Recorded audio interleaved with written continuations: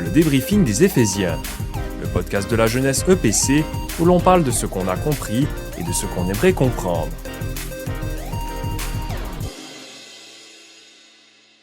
Mais Aline, qu'est-ce que toi t'as pensé quand t'as vu ces deux versets? En fait, on parle de salutation à l'église d'Éphèse, non?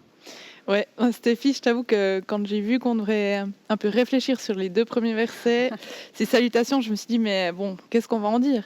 On va finalement un petit peu broder, hein? Exactement, mais c'est ce que je me suis Ouais. dit. Mais finalement, je pense qu'on a quelques bonnes pistes de réflexion.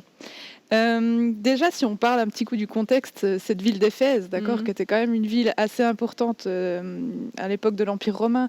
C'était une ville qui était notamment connue pour le culte de la déesse Artémis, la déesse de la fertilité. Il y a le culte de l'empereur qui était aussi bien présent. Et puis, je trouve intéressant de se dire que Paul, il écrit à ces chrétiens d'Éphèse dans ce contexte-là. Ouais. Et puis, en fait, finalement, c'est pas très loin de ce qu'on vit dans notre société actuelle. En fait, on a aussi, alors peut-être pas la déesse Artémis ou je sais pas, mais on a aussi des idoles, en fait, des choses très similaires. Et puis, en fait, finalement, on vous propose de réfléchir dans quelle mesure la société d'aujourd'hui, elle vous fait penser à ce contexte de l'église d'Éphèse. Et si dans les suites, en fait, on voit que Paul, il fait mention de deux concepts auxquels on va un peu s'arrêter dans ces deux versets. C'est le concept de la sainteté et de la paix. Et finalement, Stéphie, qu'est-ce que ça veut dire être saint? Ouais, c'est une bonne question. Et je pense qu'en fait, ce terme d'être saint, on l'a déjà un petit peu développé dans la brochure, cette question où on nous demandait qu'est-ce que ça veut dire d'être saint, etc. Mais je pense que c'est intéressant en fait de se poser aussi la question de qu'est-ce que ça veut dire être saint dans la société d'aujourd'hui. Et en fait, pour moi, c'est en fait quelque part vivre selon ses valeurs, selon ses fondements bibliques. Enfin, tout ce que la Bible nous enseigne, et puis de vivre selon ses principes, finalement. Ouais. Mais alors, on pourrait se poser la question, finalement, qu'est-ce qui nous différencie des personnes qui vivent finalement avec des bonnes valeurs?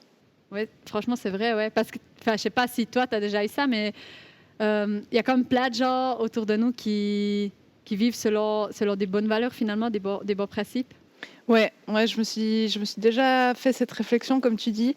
J'ai un exemple d'une amie que j'ai rencontrée au gymnase où c'est vrai que pendant plusieurs semaines, je me suis demandé en fait, mais est-ce que cette fille, elle est chrétienne? Parce que dans ses propos, dans son comportement, finalement, elle vivait ses valeurs bibliques en fait et les valeurs qu'on retrouve effectivement dans la Bible, quoi.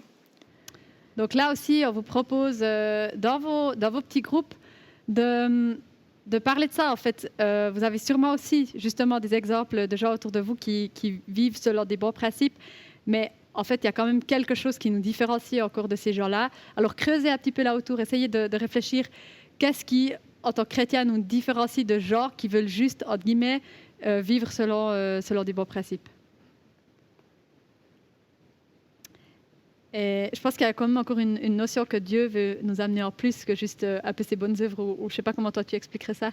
Oui, je pense que dans les réflexions qu'on peut se faire, je pense que c'est important de prendre en compte qu'effectivement, ce n'est pas uniquement une question d'acte ou de valeur ou de comportement, mais je pense que ce que Paul il veut mettre en avant en fait, avec cette notion de sainteté, c'est vraiment que c'est grâce à Dieu qu'on peut en fait être considéré comme saint, et puis c'est une grâce de sa part.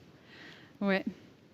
Et dans ces deux petits versets de salutation que Paul annonce au début de sa lettre, il dit en fait aussi à l'église d'Éphèse que la paix repose sur vous. Je ne sais plus exactement comment il le formule. Il y a aussi différentes manières où c'est formulé dans les différentes traductions.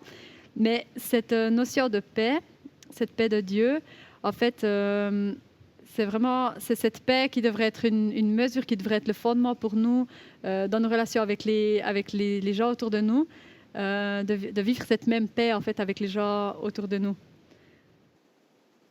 Oui, tout à fait. Puis comme tu l'as dit, je pense que c'est vraiment une paix qui nous vient de Dieu, et puis que Jésus produit en nous, et on doit en fait le transmettre aussi grâce au Saint-Esprit, le transmettre plus loin, et vivre, comme tu dis, en paix avec les gens dans l'église, Ouais, c'est clair, mais aussi avec nos collègues et les gens de la société autour de nous. Et Ouais. je pense dans le contexte d'Éphèse, ça devait pas non plus être toujours évident pour les chrétiens de l'époque de vivre en paix avec les gens de la société qui C'est vivaient juste. selon d'autres valeurs, mais Paul appelle aussi ces chrétiens à vivre en paix. Ouais, et en fait, je pense aussi que Paul, il sous-entend pas par là, ou la Bible, elle sous-entend pas par là, qu'on doit forcément, que ça veut dire, on doit toujours être d'accord, en fait, avec les gens autour de nous.